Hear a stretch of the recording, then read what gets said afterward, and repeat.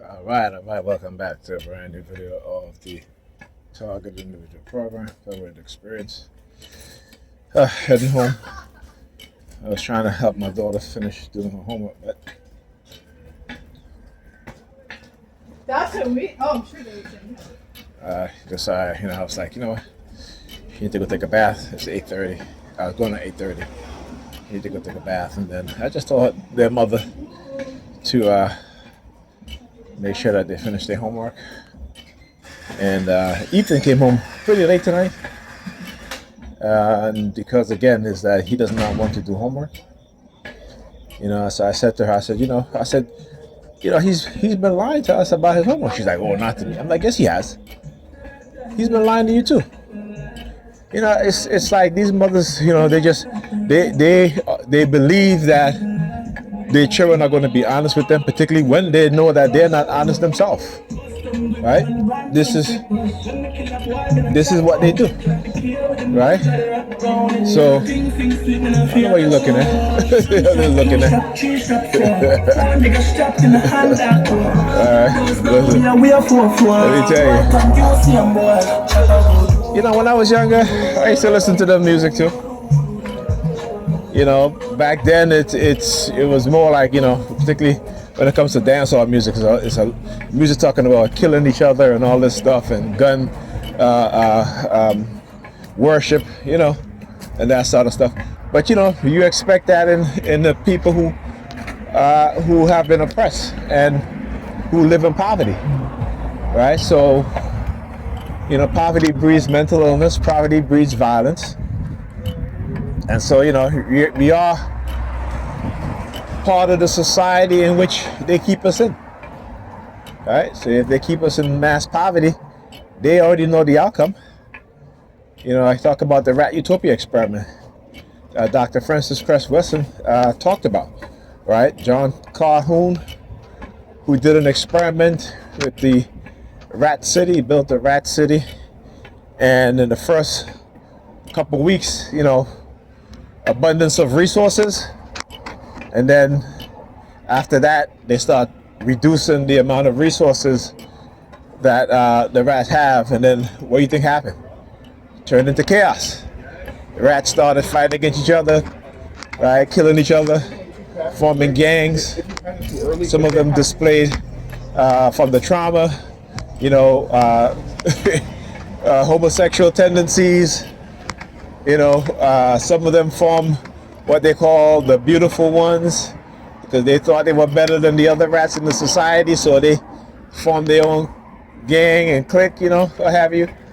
Stay well-groomed, looking well-groomed, right? It is the... I just missed that bus. Shit.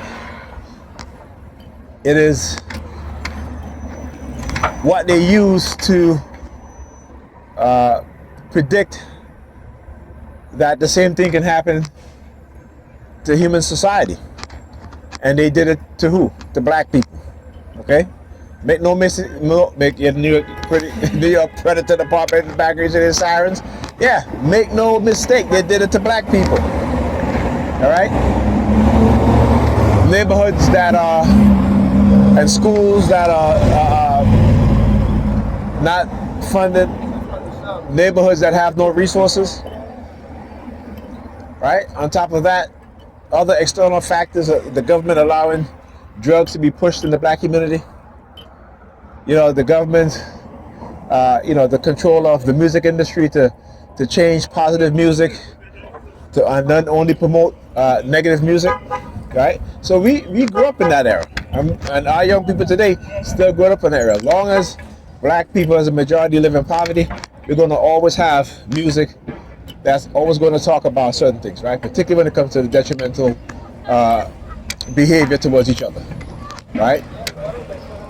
So, you have music where we're talking about killing each other and,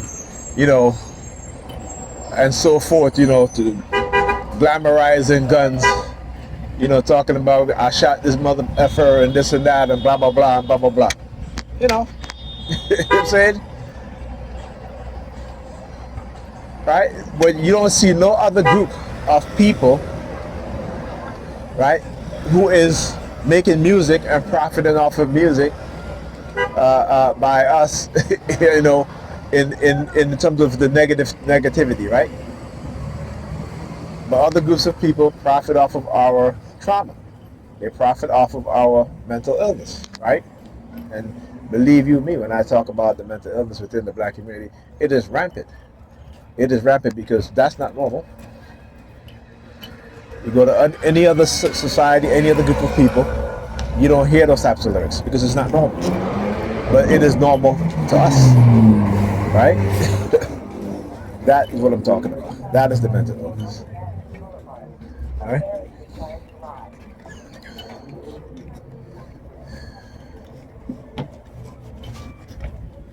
Okay, man. Yeah. Oh, look, all women.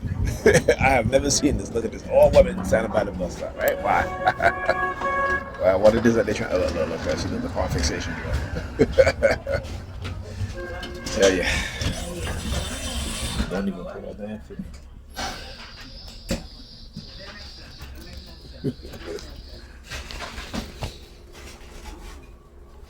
Man, it's the first. Am I the only man on the bus? Lucky you. No, I'm not lucky. I am not lucky. Lucky you. I am not lucky. That's chaotic. I ain't trying to have that chaos. Too many women. Yeah, you know, I gotta call them out, right? But it's exactly what they do. Next stop, Church Avenue.